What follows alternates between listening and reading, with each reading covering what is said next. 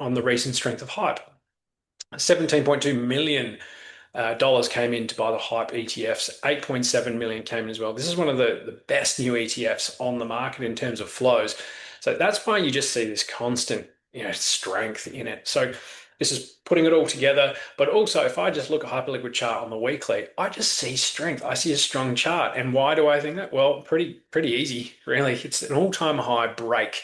It's smashed through the all-time high. It's come back down, retested it as support, hit the 10 EMA, and now she wants to go higher. It might have a bit of a pullback here for sure, but this broadly looks like a strong uptrending chart on a weekly time scale. And that's kind of what you want to see. Higher highs, higher lows, high highs, higher lows, higher lows. Eventually it will end, but that's the broad trend of it. And that's what you can look at in that longer term sense, which is what I've been focusing on primarily with the masterminds. The shorter term stuff is fun, but you need volatility, and I don't always want to be in the markets 24/7. So that's my view on things. If anyone's interested in, discovering that side, or interested in that side a bit more, make sure to have a chat with Elliot and see if you want to join the masterminds. But if I'm looking at hype here, this weekly close, if this can close through 74 at the end of the week, that's for me, that's continuation. It's going to keep going. So there's nothing bearish about this chart other than pretty similar to hype in the respect that I'm watching for similar triggers. Now, if Zcash can do exactly what Hype did and get above this all-time high level and flip that at 742 with a strong weekly close, we've got maybe rising volume. We've also got the 10 EMA coming up right behind it. I think there's a lot going for it, particularly when you see the high, low setup here, and that's what would happen if it gets above that level. So it's a one to watch for that breakthrough. Now, I could get interested here a little bit early, maybe on a strong volume breakthrough, weekly candle somewhere in that area.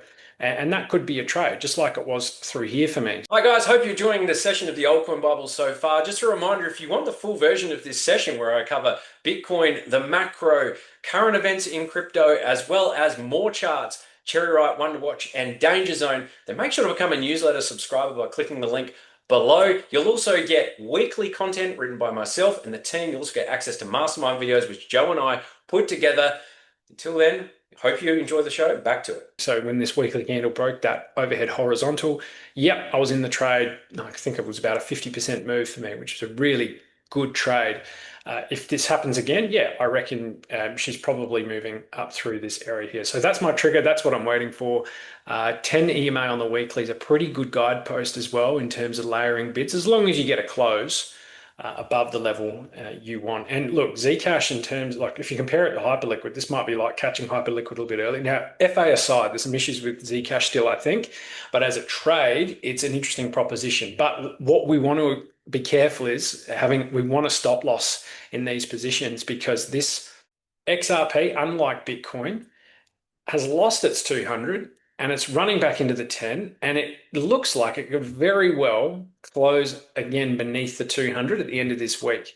And that's the problem here. There's a bit of a relief rally going on, and we just don't know until this closes and ultimately we get back above that 10 EMA. I want to see a clear trend change on XRP, which means probably something like that, which would be a blast up through the 10, get a new high, get above all these candles, get through there, and then we're starting to talk. For me, it's probably there, but here could be an early entry, and then you might see the expansion of the RSI. So XRP could be a fantastic trade. It's just, I want to know, I want some decent momentum. I want some strength. I want some triggers. And yeah, XRP could go to the moon after that point up to $5, $4. But again, the point of maximum opportunity is probably down in levels of exhaustion like we're seeing, but you just don't know, which is why I think playing momentum, change of trend, strength is really the way to go. Like again, I could throw out a whole bunch of different metrics, but for me, if I'm just looking at the weekly, this is problematic. And if I was just to frame it like XRP after November 2024, really has just retraced, 66% down here, and it could go all the way. So we just want to be very careful. We're not holding something that just looks to be like it, wants to puke lower, which weekly RSIs can do. And I'll just show you here.